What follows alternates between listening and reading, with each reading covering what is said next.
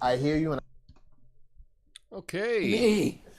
Welcome, everyone. The reparations is about figuring out every way that we can to build black-owned businesses back up, and if you talk about it in that way, What is making all this it noise? doesn't inspire the polarization and the racism. Okay. Not sure what that was. Anyway, welcome to the stream. I don't have all my fancy graphics today. I don't know. Right before I went live, this screw came loose. My microphone fell down, rolled all over the equipment, knocked a whole bunch of buttons off. I have no idea. I have no idea what happened. But now all my fun graphics are not working. Ah! Well, if it's not one thing, it's another. But thanks for joining me today. We'll get through it without any of the fancy graphics. Right? I think I can still do the music. Just the video's not coming through. That's why I think I need a better screw to hold this in place. Heavy microphone falls down, rolls over. All the buttons on my mixer, I don't know what went wrong. But anyway, yeah. We all have a couple screws loose now and then, right? But anyway, it's okay. We got a great show to get to. We're streaming live on YouTube and on Rumble. No fancy graphic, but we're on rumble.com/coffeenuance/live. You can just bookmark it. Make it easy to find the show. Live on noon on the West Coast, 3 p.m. on the East Coast. And today, I'm going to talk about Portland a little bit, but let me give you a preview. Since I don't have the graphics, let me give you a preview of some of the other stories we're going to get to. Talking about Taylor Tomlinson. You may know her. Going to be in late night. Talk about RFK Jr., how well he's doing in the polls. We're going to hit on Booty Patrol. That's right. You're going to want to stick around for Booty Patrol. That's a good one. And, I don't know, Adam Schiff, Vladimir Putin, and maybe a co-working space in Iraq. We got lots of stuff to get to today. But, yeah, first up, ladies and gentlemen, there's a lot to love about the city of Portland. Yeah. City's like a quirky blend of vintage shops, food trucks, and coffee houses. It's like your grandma's attic. We're the whole city. Yeah. But what truly stands out about Portland is its unique personality. And no, I'm not talking about the personality of your favorite neighborhood barista who's insists on sprinkling cardamom on your latte. No, I'm talking about Portlanders themselves. Now, according to psychologists, Portland ranks dead last in extroversion. That's right, folks. Portland is the land of introverts. It's like unicorns at a networking event. And you thought Portland's unofficial motto, Keep Portland Weird, was just about putting birdhouses on telephone poles? No, it turns out they're keeping their socializing to a minimum. And we can talk about Portland's political leanings. Yeah. They're known for their liberalism, socialism, communism, whatever. And here's the kicker. It's linked to personality traits connected to the estrogen system. What? Yeah, that's right, estrogen. So if you've ever wondered why Portlanders are so empathetic, socially sensitive, drawn to environmental stuff, it's all about those extra estrogen points. You won't see too many lumberjack types in Portland. No. It's more like artisanal soap makers and bearded activists dressed as lumberjacks. Yeah. But don't get me wrong, there's a lot to admire in this Portland personality. They're open-minded, creative, ready for new experiences as long as it doesn't involve anything Republican or right-wing. They're like your favorite hipster coffee blend, a little strong, a little quirky, guaranteed to spark a great conversation about the latest indie film you've never heard of. So, Portlanders, raise a glass or a mug to your unique personality. You may be introverted, heavy on estrogen, but hey, I guess it's working for you. Just remember to venture out of your cozy homes from time to time. Put all that creativity and empathy to good use. I'll see you at the farmer's market. My name's Tom Coffee. This is the Coffee Nuance Show, the best censored commentary news show live right now. Flame on. Let's handle pretend like we have some graphics.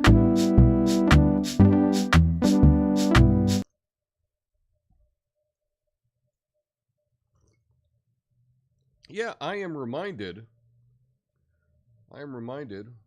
is that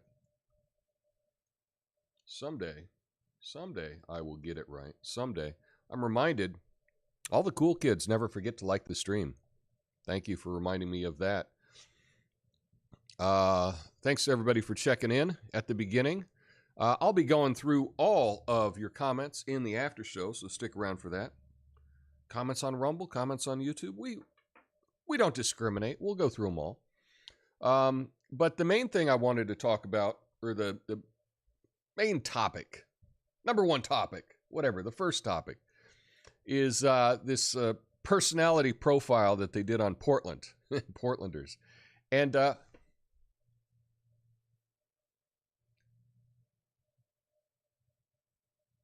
no, I thought I got it. There was a fly. I don't know, how do I get flies? It's not like I leave my doors open or anything. I thought I caught it, but oh well. Yeah, Portland, low extroversion, high in openness. Residents here are described as reserved, artistic, not overtly outgoing. So yeah, that is a personality trait that correlates with Portland's political leanings toward liberalism, which is linked to empathy and a desire for public service, environmental justice, right? Anything that ends in justice, right? I'm sure we got like food justice and lawn care justice and library justice. I wouldn't be surprised if that's not a thing. Interestingly, this political inclination is associated with personality traits connected to the estrogen system. Yeah. Fostering empathetic, socially sensitive individuals who are drawn to public services, environmental causes. That's all estrogen. That's very female dominated, and it explains a lot. It really explains a lot. This unique personality puts Portlanders in a favorable position to address some challenges. They do tend to think holistically, synthetically, with long-term perspectives that exhibit imaginative qualities that can contribute to innovative solutions that will never, ever, ever work. But the main challenge remains in motivating them to step out of their comfort zone or their apartment. Okay. So I found this a very interesting study, and it explains a lot, and kind of maybe one of the things that I feel isolated about in Portland, you know, if we can over-exaggerate things. I mean, clearly it's, you know, hashtag not all. You know, not everybody here is like that at all. But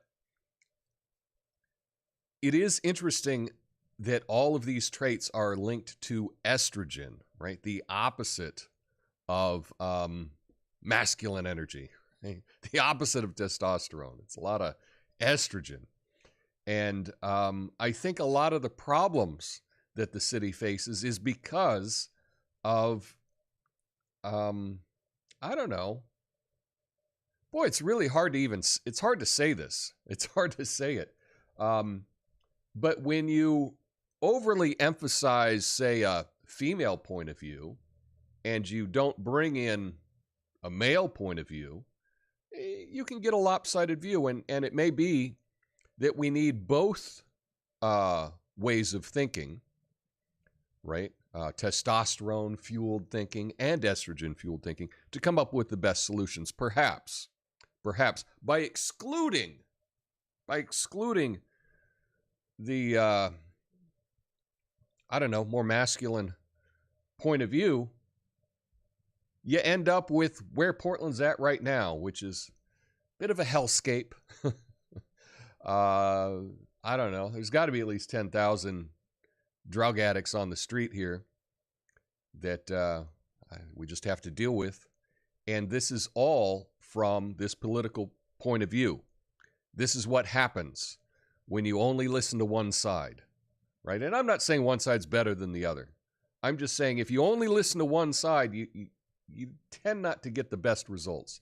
And that's what I'm seeing in Portland. Now, I do want to make it clear that, this is my show. I'm just giving you my point of view. I don't agree with myself from a year ago, so I don't expect anyone else to agree with me on everything, right? I don't know a single person that agrees with me on everything. What I like doing with this show is I just like talking about, hey, this is going on. This is my take on it. What's your take on it? And I can change, right? And a lot of times I may give you an opinion. It may not be a strong opinion, and I'm up for debate, and I'm up to have my mind changed. It doesn't mean that I'm always right, although probably more right than most. But again, that's part of my personality, part of my arrogance, I guess.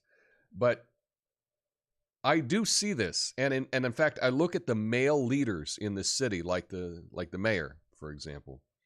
He really does come across as kind of a sniveling, weak, I don't know, beta male guy, I guess, if we can stereotype.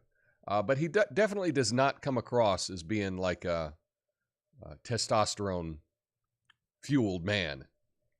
He definitely comes across weaker. And I see a lot of that with a lot of the leadership in this city. It really is dominated by women. And it probably shouldn't come as a shock to anyone that I believe, if the stats are correct, that Portland has more like lesbians. This is like the lesbian capital of the U.S. Yeah. I was listening to the Elon Musk on Joe Rogan podcast the other day, and they talked about what's the most left-leaning place in the country, and they were saying, well, it's either San Francisco or Portland. One of the two. I don't know. But it is interesting to hear that the most left-leaning place in the country is also the most estrogen-fueled place. And it kind of, if we're to determine that, we mean, okay, well, super left-wing tends to be female-oriented. So I guess super right-wing would be male-oriented. I don't know. It's an interesting thing to think about, though, and I would like to know your thoughts on that. I do think that is one of the things that I think is off-putting for me living in the city, is it really does attract introverts, and I guess traditional masculinity, for the most part, I think is frowned upon by a lot of city agencies. They're just cast out. And I think that's a problem. And I think we're seeing that by how the city's run. But anyway, that's the main story I want to get to. I have no transitions today, so maybe I can do. There's a transition. Let's go into Taylor Tomlinson. Now, I'd have a graphic for you if I had my graphics. She's a cute young person, I guess. They say Taylor Tomlinson will be the youngest late-night host on network TV. It's about time, right? I mean, why should men have all the fun of being unfunny hacks carrying water for the establishment? Right? Let's hope she's funnier than Stephen Colbert, but that shouldn't be hard. Or at least just capable of delivering those establishment-approved zingers. Now, I'm just being over the top on this. She's 29. You may have seen her on Netflix. She's had a couple specials. Funny. I wouldn't say that she's exactly a political person in her stand-up. I have noticed that she's really in favor of antidepressants. She really likes antidepressants, and she really pushes that in her stand-up comedy. I don't think anyone should be pushing medication for anyone. I think you should say, if you're depressed, there's various ways of dealing with it, and, talk to a doctor, talk to your family, try to figure out what works. But just go taking pills, I don't think is a great thing. Yeah, she's going to host a show. It's called After Midnight on CBS, following The Late Show with Stephen Colbert. So she'll have a bunch of brain dead people, I guess, coming through, watching her. No, I hope she does well. She's going to be the youngest and only female late night host on network TV. The show's based on The Late Late Show with Chris Hardwick and has Stephen Colbert as an executive producer. Well, that's too bad. She's known for Netflix specials and will start next year, 2024. This is a rare opportunity for a female late night show. It follows James Corden's retirement from The Late Late Show. So does anyone have an opinion on Taylor Tomlinson? I think that she's likable. I think that her comedy is well crafted. She can deliver punchlines. I guess I don't really care for late night comedy anymore because they became too political for me. And sometimes you just want to laugh and you want to forget about it. But it's as though, I don't know, but it's as though the writers and the hosts were being paid to promote a particular political agenda. That's what it appears to be, because all their ratings went in the tank. All the ratings have never been, late night TV, the late night talk shows, their ratings have never been worse in history. And it correlates 100% for them being obsessed with Trump being bad, right? And, promoting Biden and whatnot. So clearly, if you were to, I don't know, try to figure out, hey, why are our ratings so bad? Oh, we're alienating half the people in the country and, driving political division. Maybe we could just try to be funny and bring people together. And they're like, no, but then how would we cash all of our checks from whoever is paying them to promote this ideology? I have no evidence of that, but that's just what it seems like. And I think anyone could really, if there were a network that wanted to put out a late night show that was tried to bring people together, I think it'd do really well. And so perhaps Taylor can do that. Perhaps. I don't have high hopes, but, I have hopes nonetheless. So I guess transition, no video.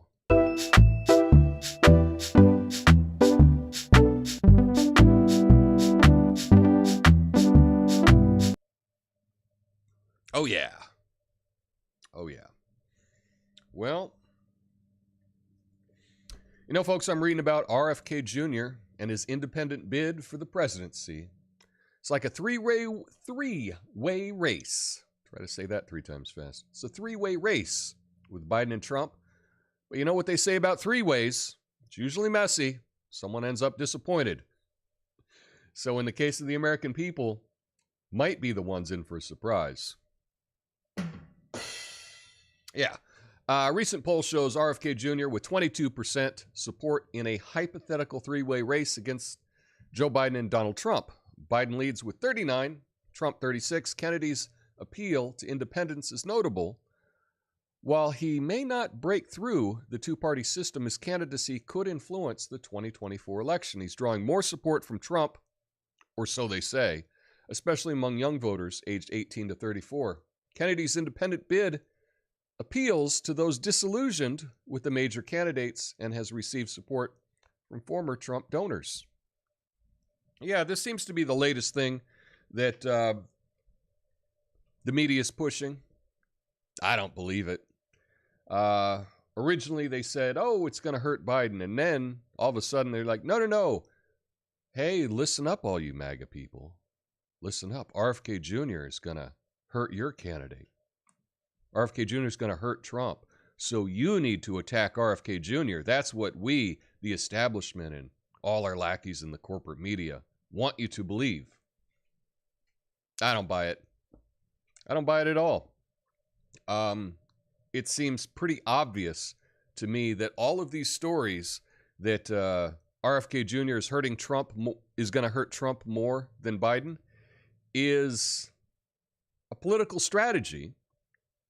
I'm going to say hatched by the DNC. I'm speculating, right? And they're putting it out there, so they're trying to drive a wedge between people that might like RFK Jr. and people that like Trump. That's all that this is. I don't think it's real. I looked at the numbers. I don't buy it. And also, any poll this far out really doesn't mean a whole lot. Okay? There's not a whole lot that you can draw from it. Probably most people, most Americans probably couldn't name everybody in the race. Yeah. People don't pay attention this far out. We're a year out. We're over a year away from the presidential election. So there's not much you can draw from this other than, I believe, they're trying to spin a narrative to drive a wedge between RFK Jr. fans and Trump fans. And you know what? It's okay to be fans of everybody. Now, I wouldn't be able to understand, I understand people that are fans of Trump. I understand people that are fans of RFK Jr. I have a hard time understanding people that are actually fans of Joe Biden, but I know they exist. And you can be a fan of 2 or 3 people. It's totally allowed. This is America. You can like who you like. So, there you go. Next up, we got to talk about Booty Patrol.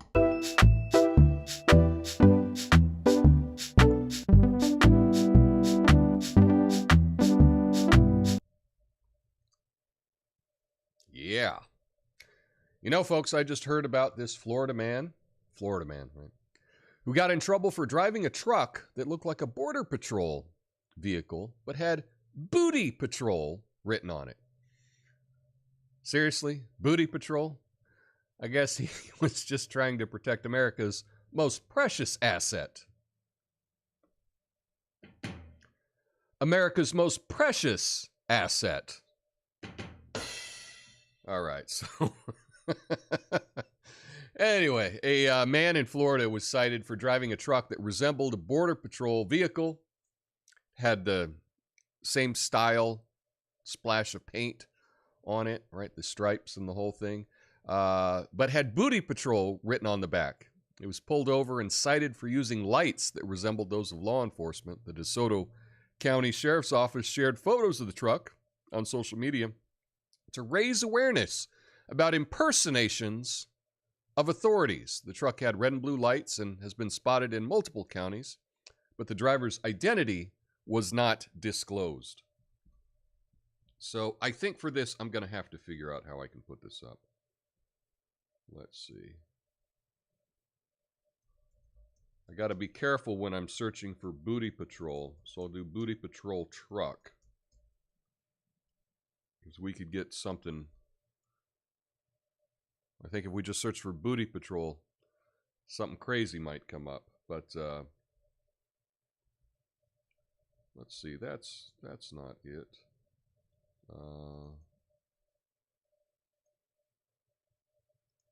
So here we go. This is the Booty Patrol vehicle here.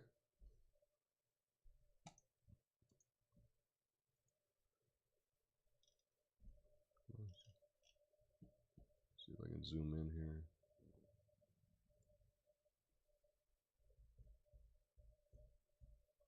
Yeah, it's Booty Patrol. I think it's hilarious. I think it's absolutely hilarious. Now, I think if you, obviously you can't be driving around the regular streets, the public streets with your lights on, you know, blue and red flashing lights. Obviously, that's not allowed because that makes it look like you're in an emergency vehicle. However, I think this would be fun at a block party or a party in a parking lot or at a park or something like that. Especially if you had big, if you got a DJ in the back with the big booming speakers, right? I'll meet you at the Booty Patrol truck, right? Just playing music, having a good time, cookout. I think it's hilarious. Obviously, when you read about these stories, you're not exactly sure what the offense was. Is it just because he had a Booty Patrol truck? I doubt that. I suspect it was because he had his lights on the public streets or something like that. If I were to guess, but again, I'm just speculating. I don't know. But yeah, Booty Patrol. I'm loving it. Let's see.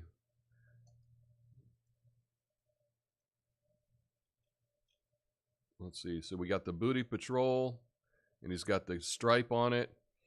And it says National Booty Defense Protection. I think that's, if I can read through the blur, I think it says National Booty Defense Protection. That's hilarious. I love it. I love it. If the guy got a ticket, you can kind of expect to get a ticket for pulling a stunt like that. Some people just don't want to have fun. And if you're going to have your Booty Patrol vehicle, I guess make sure that it is, you follow the regulations so that you can party and promote your booty cause legally, right? But that's looks like an old Border Patrol truck. Perhaps it was an old Border Patrol truck. That would be funny, right? You buy a Border Patrol truck on auction, and you just change it to Booty Patrol. I mean, why not? I know I've seen, various odd vehicles here in Portland. One of them was something like Zombie Busters or something like that. It looked like an official van. Oh, maybe it was like zombie scene investigators, like CSI, something like that. And it was all decorated up to look like it was an official vehicle to go after zombies. Pretty funny stuff. But yeah, Booty Patrol. I can see them at the beach in Florida. Hilarious. But now we got to talk about something not too hilarious. And that's what's going on with Russia and sanctions and all that stuff.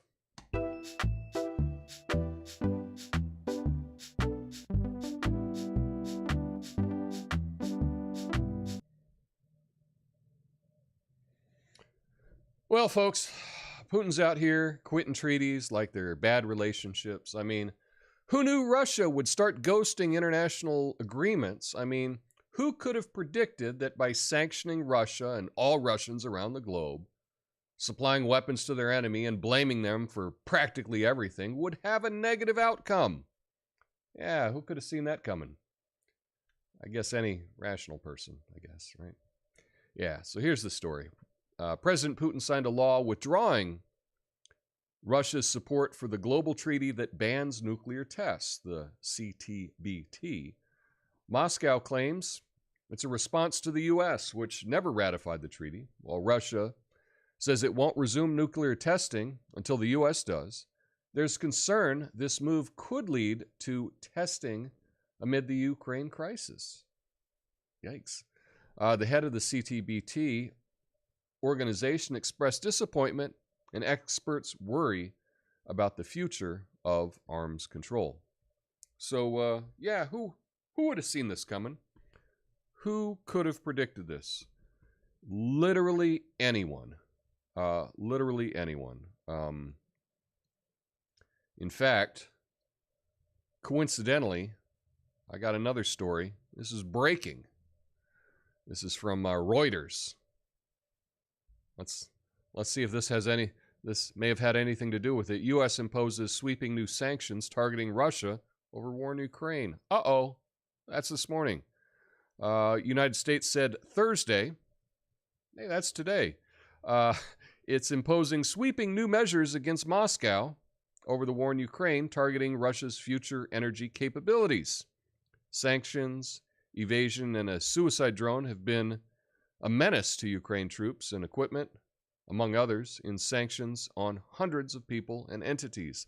The latest measure targets a major entity involved in the development, operation, and ownership of a massive project in Siberia known as Arctic 2 LNG. State Department said in a statement the project expected to ship chilled natural gas, known as liquefied natural gas, to global markets. Well, yeah, we got to sanction that too. Biden administration on Thursday added a dozen Russian companies to a trade blacklist for supporting Russia's military with drones that could be used to aid in Moscow's invasion of Ukraine, the Commerce Department said in a statement. So, yeah. Who would have thought? You do all of these things, and then Russia doesn't want to, says, okay, well, we're out of this treaty then. Don't you think treaties on nuclear weapons is kind of like one of the most important things that you should be doing as a president, and not just disregarding them and dismissing them? And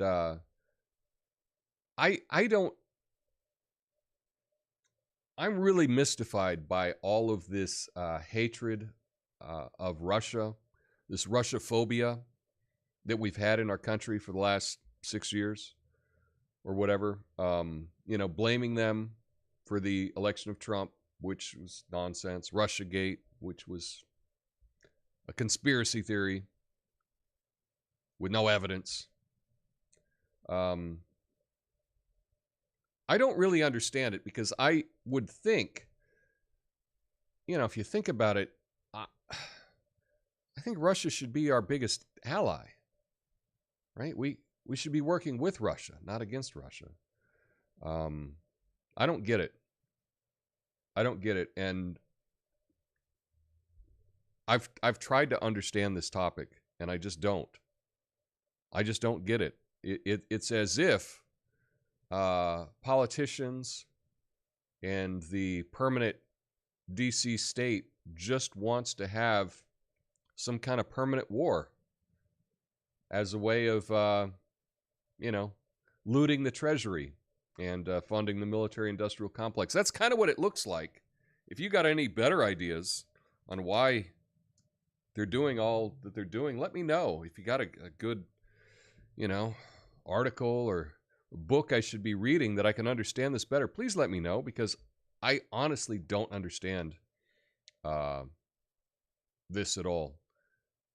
Having a good relationship with the only other massive superpower with nuclear weapons. I mean, I know China has nuclear weapons too, but I mean, Russia has the most nuclear weapons in the entire world. We should be working with them and not against them. I don't get it. So, yeah. I don't know. I have nothing else to say on that. And again, I'm open for to have my mind changed or to have a different point of view. If anyone makes a good argument, I'm there. I am there. I just don't see it, I just don't see it. I don't understand this hatred.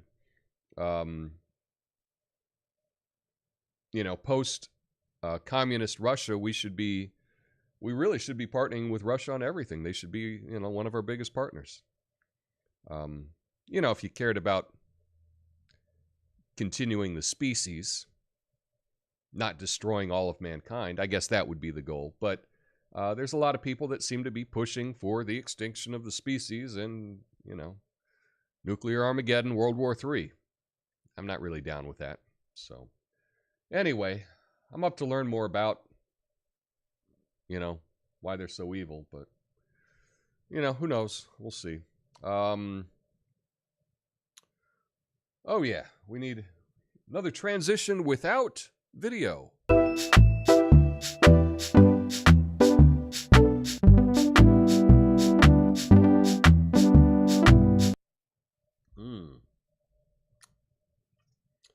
See, the nice thing about having the transition with the video, then I can slug my coffee for a couple seconds while the transition is playing, just so you know.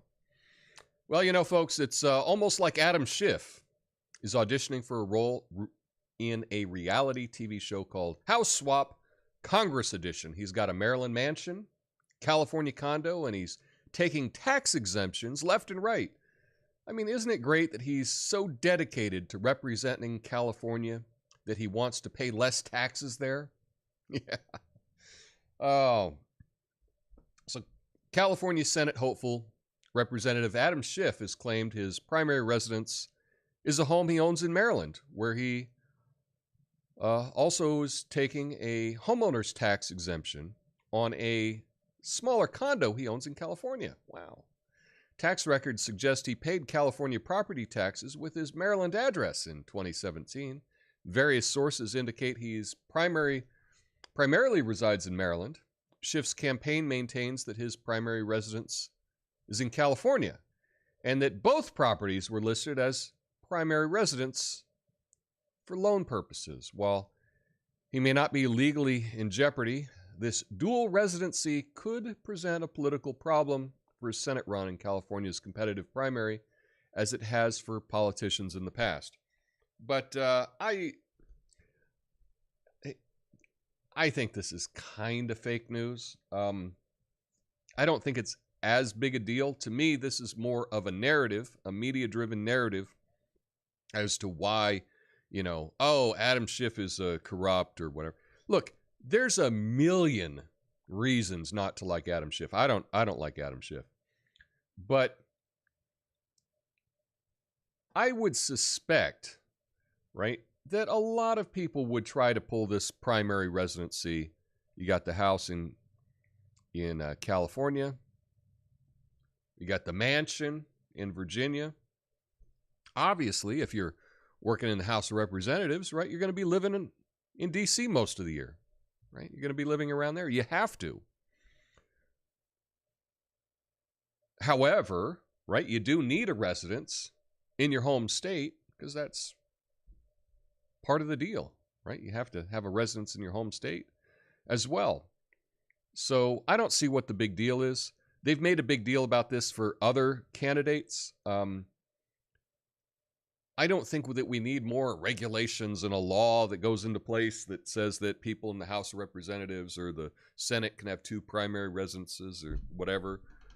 It is interesting that you just pull this kind of shenanigans to get out of paying taxes. And it's like, yeah, Adam Schiff, none of us like paying taxes. The difference is that we don't have the political power to get away with it the way that you do. So we can't do that. But look, Adam Schiff, in my opinion, should be impeached. He lied to the American people. He did this thing where he said that he went into the Schiff, right? The Schiff is a closed room that you can't bring a phone or any recording devices into, so you could look at top secret stuff. Well, if you remember correctly, he said that he saw the evidence that Trump was colluding with Russia. He said, I saw the evidence. And none of that turned out to be true.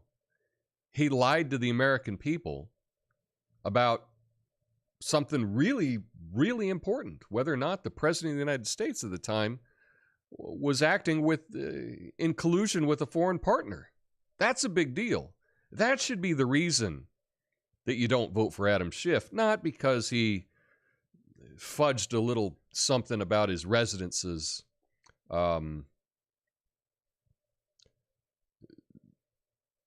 Yeah, that's a big nothing burger. That's a who cares.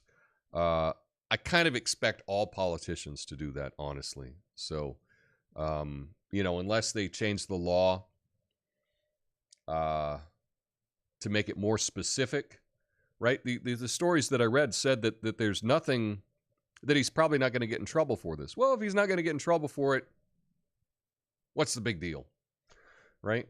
There's lots of reasons not to like Adam Schiff, but this isn't one of them. Anyway, I'm repeating myself, and you know what? We need some good news.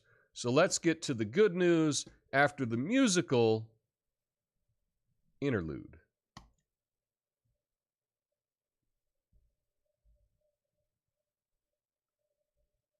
Oh, no musical interlude?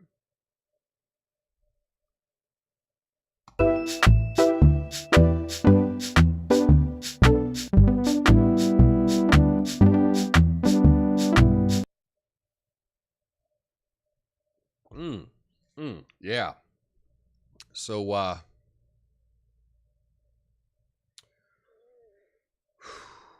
so there's a new... Okay, let's see. Anyway, yeah, there's a new era of opportunity is opening up in Iraq, of all places, with the development of the private sector and creation of startups.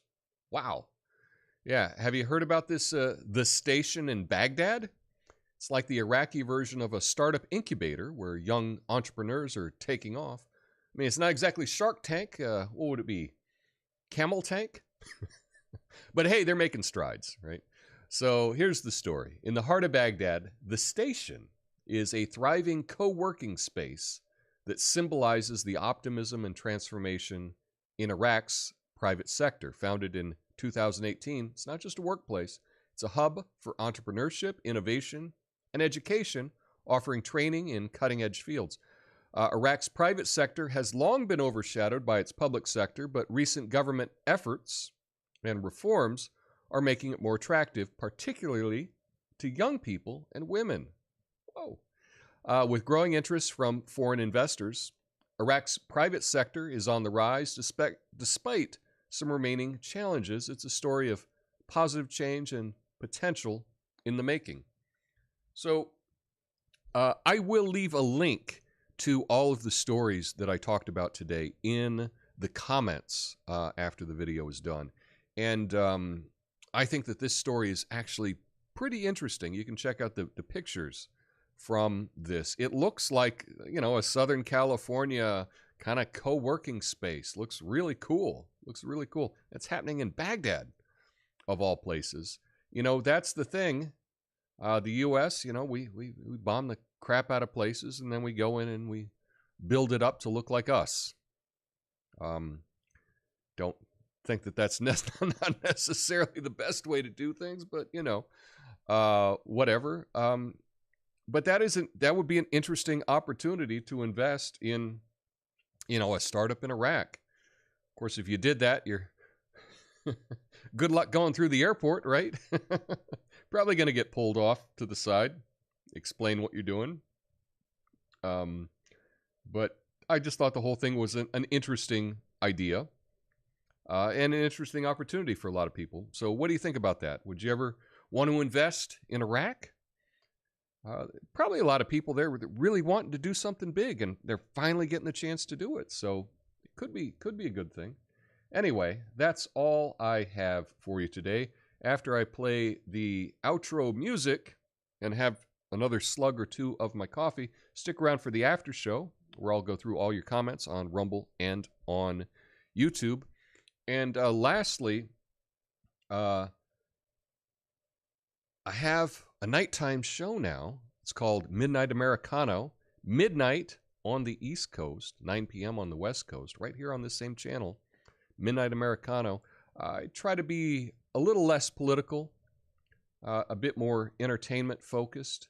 And if you're up that late, please stop by and hang out. Love to see you then. Yeah, I'll see you in the after show, or I'll see you tonight. Peace.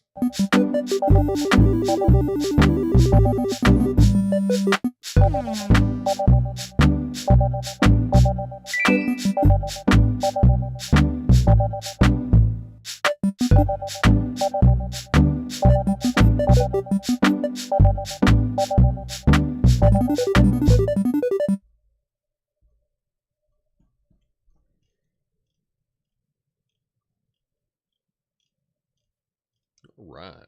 Okay. So, hashtag Rumble Gang. Just remember, cool kids never forget to like the stream. So thank you for hitting the like on the stream. It means more than you know. And we do have fun emoji over on the Rumble side. What's up, Ox?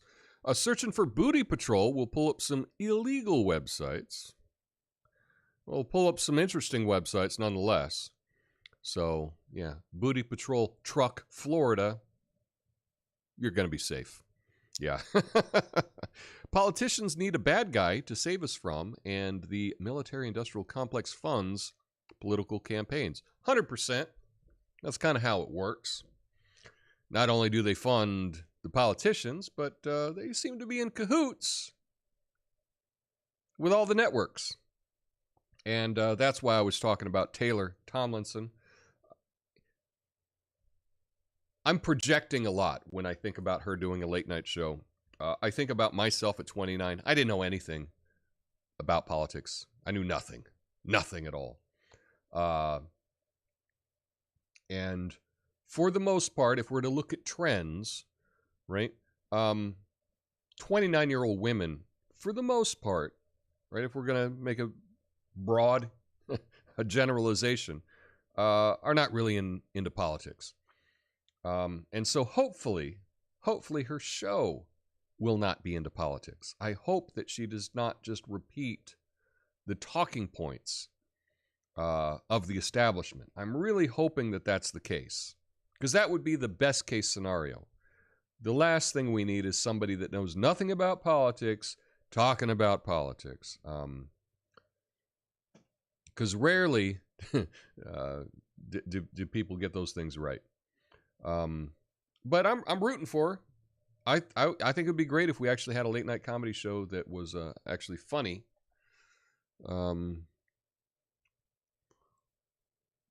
If not, you can tune into this channel and I give it a shot.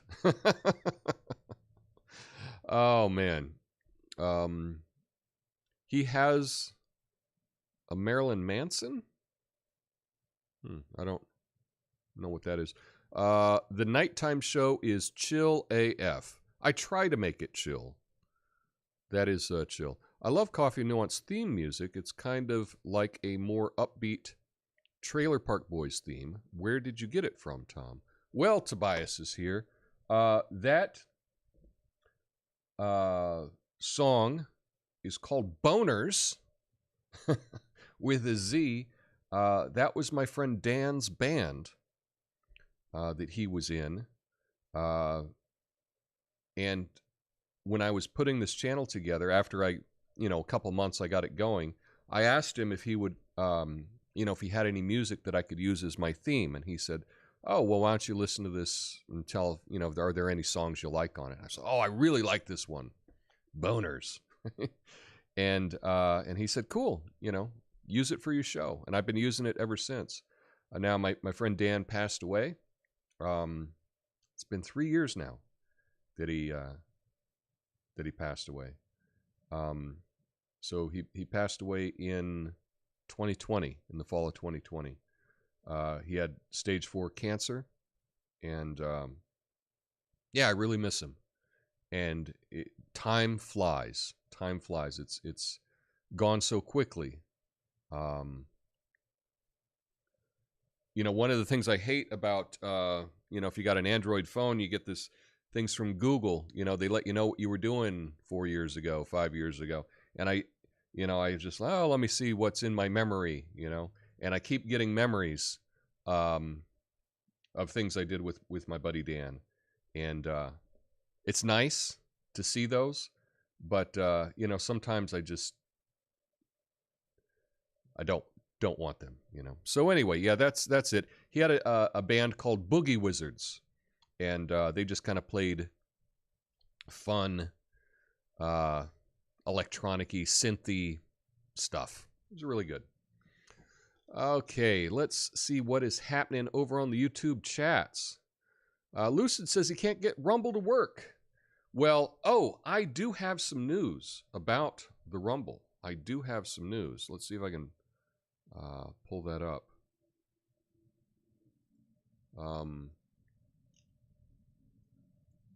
And this is for people with iOS. So people with iPhones. I guess they've had an update to their to Rumble's app. It's funny. I'm pulling up. Let's see. see if I can... So here is the announcement. I just saw this announcement actually, shortly before I went live. But Rumble says they have a new UI, I guess that's user experience, for iOS app is out. Android will start rolling out in the next 24 to 48 hours. So they have updated their phone app on iOS, and Android will be updated within 2 days. So that's pretty exciting. You know, they're doing a lot to innovate and to make things better. I know it doesn't always work, but, sometimes you have to root for the underdog, right? So, and lastly, this was yesterday, they said that live streaming is now open to everyone for free. In the past, you needed 5 followers before you could start live streaming. But now anyone can open a Rumble account and live stream. So, and one thing that I saw that is coming in the very near future, and I am going to be doing it here on this show, is it allows someone with a Rumble account that you can like live stream with them. So, for example, if someone had a Rumble account, I could hook it up and we could be side by side at the same time without using any other software. So that's going to be really exciting. That should be cool for interviews. So rather than having to do like the interviews on Skype or on Zoom, right? You might be able to just do the interviews just on Rumble. And so that would be really cool. I'm looking forward to trying that out. So yeah, lots of new news, and they are making lots of innovations. But again, sometimes when you're trying to innovate, it doesn't always work all the time. Yeah, I've had screws come loose. Yeah, this screw right here, kind of short, very short screw. And when I move the mic back and forth, it loosens up. So we'll have to figure out something. An incidental Rube Goldberg machine. That's pretty much exactly it. I think that was the name. That was the name. Yes, very good. Booty Patrol. I don't know. Kind of reminds me of like Bikini Inspector. Do you remember those shirts? I think I had one of those. I was 11 or 12, something like that, and I had, was it FBI, something, Federal Bikini Inspector or something like that, and it had a little like an FBI style logo.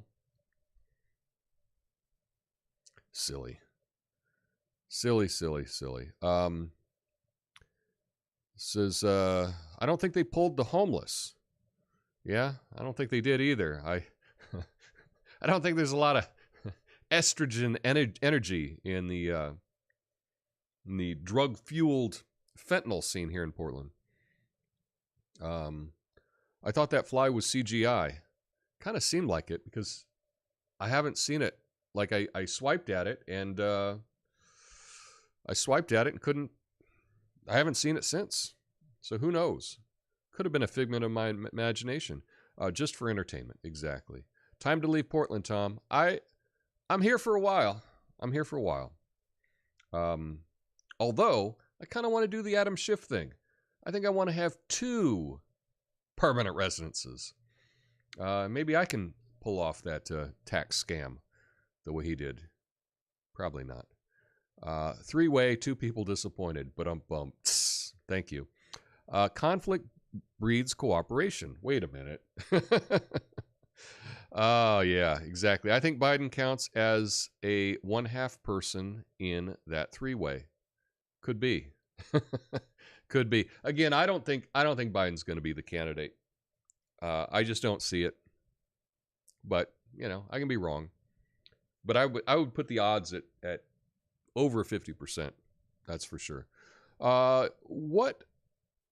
What you can draw from this is that it doesn't matter who's running, because after the next 4 years, the government will be bigger, more intrusive, more gluttonous than it is now.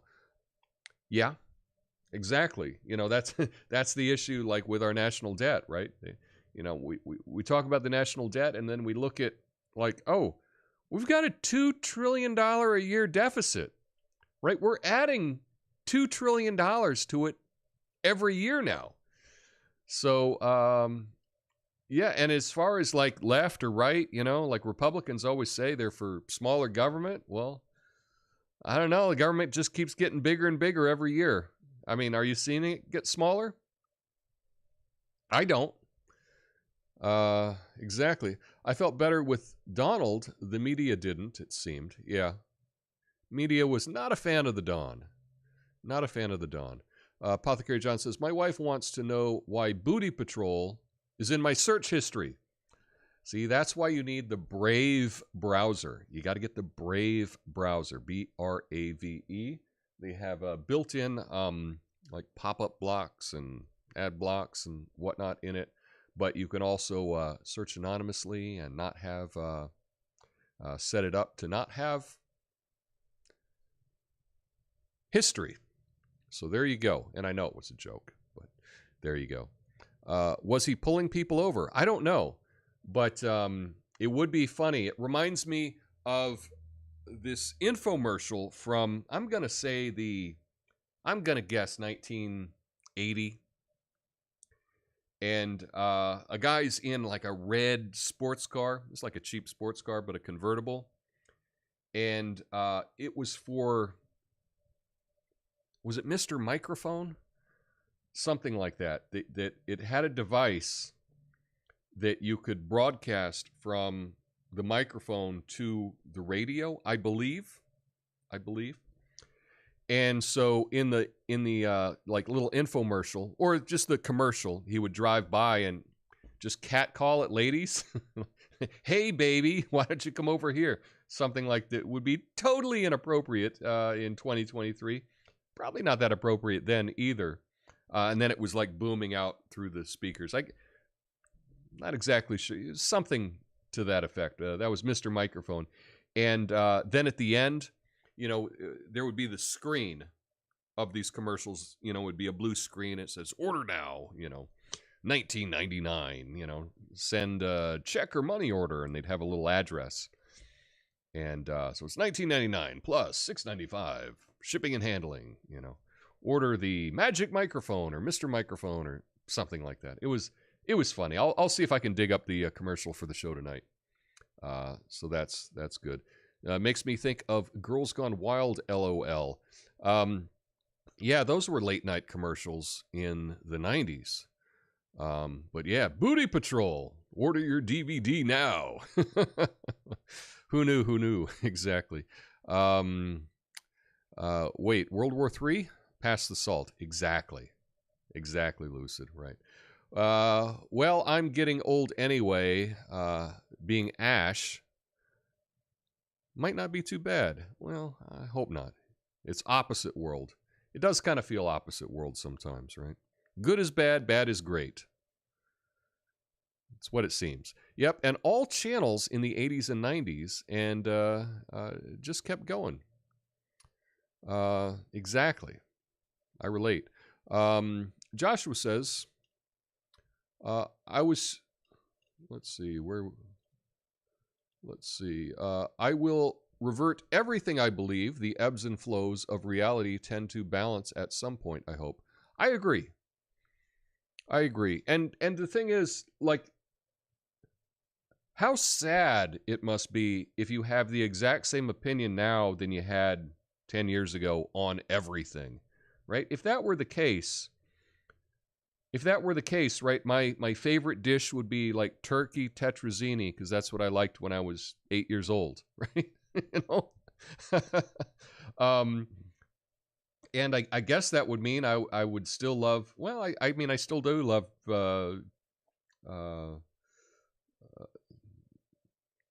what was his name? Kenny Rogers and John Denver, because I like those guys as a kid. I still like them today. But, you know, like, we grow, our opinions can change, our thoughts on things can change. That's part of the fun of life, is you don't have to stick with all the same views on everything. And I hope that you're able to try out some new views. That's for sure. I entirely support Adam Schiff's right to do anything he can to pay as little taxes as possible. The only problem with it is that he's the rich guy, don't pay their fair share guy. Yeah, but hypocrisy, you know, as the song goes, is the greatest luxury, you know. But I agree. I mean, I think anyone, you know, if you're not trying to pay less taxes, you know, you're not, you know, I don't know, you're dumb, right? Everyone should be trying to pay less. I totally get it, and I totally get it. He should be able to find creative ways to keep his own money and let us do the same thing. I agree. Like, we all agree there. Peace out. I was strictly a Limbaugh dude when I was younger. Had to round it out later in life. Yeah, see, that's the thing is, you know, we all start at a certain place, but we don't want to stay there, right? We can live a life. And if you live a life, there's no way that you randomly had all the correct views and all the correct opinions to begin with, right? That's like winning Powerball. That's pretty much no one. I almost went to work with a company to do welding during Desert Shield. I think the company was Halliburton. Well, that probably would have been a good payday. Sorry you couldn't do that. Night shift is where the cool kids go. Well, that's what they say. Hope to see you all tonight. I can't sleep during the day consistently anymore. Night shift is better, though, definitely. Legalese, I saw some message retracted. Could be that on the YouTube, if you put in a link in the live chat, they don't allow that. And also, if you use certain words around the jab, they automatic female body inspector. That's what it was. Yes, female body inspector. It was like an FBI seal, and it said female body inspector. Thank you, Apothecary John. That's exactly what it was. Clear Ski the Creeper, 503 Love. Love you too. Oh, that's I'm glad that you found us today. So thanks for checking it out. Thanks for hanging out. Clear Ski the Creeper. That's a fun name too. Yeah, FBI hat and shirts. Exactly. On top of the national debt, we also have something like $150 trillion in unfunded liabilities. Well, I really hope we can keep those unfunded liabilities because some of those are going to us, right? They're important because some of us are counting on those unfunded liabilities when we get older, right? So we want to do something. Is Brave like DuckDuckGo? No, Brave is a browser, much like Chrome or Firefox. You can download the Brave browser, and I think they do a good job with it. So you might check that out. I think it's meant to be better. Oh, yeah. Mr. Microphone. Hey, babe, I'll be back to pick you up later. That's what Mr. Microphone. That's what it was. Thanks for the reminder, Lucid there. The Mr. Microphone. That was pretty hilarious. I love, let's see. Boners, so good. Band name. The band name was Boogie Wizards. And it might be with a Z. Not sure. W for supporting Rumble. Keep it up and best of luck in the podcast. Thank you, BS Chopper. If I'm saying that right. I appreciate you for that. Anyway, yeah, if you want a scare, look at the real-time federal debt clock. Yikes. I think, is it Thomas Massey has a pin, and it has a Bluetooth device in it, and he is, and it runs a live update on the debt clock, on the federal debt clock that he wears as like a lapel pin or something like that. I think it was Thomas Massey. Was it Thomas Massey? Rand Paul, maybe? I can't remember. I confuse people sometimes. You know, I'm not perfect. But anyway, that's all I have for you today. Tonight, join me for Midnight Americano. Midnight on the East, and I'll be back here noon on the West, 3 p.m. on the East tomorrow Oh my God, tomorrow's Friday, so it's a fact check Friday, so I'll have to have a fact check or two for you. Hope you can join me then. Anyway, no graphics to get out of here, but I'll play the goodbye theme, written by my buddy Dan. Until then, peace.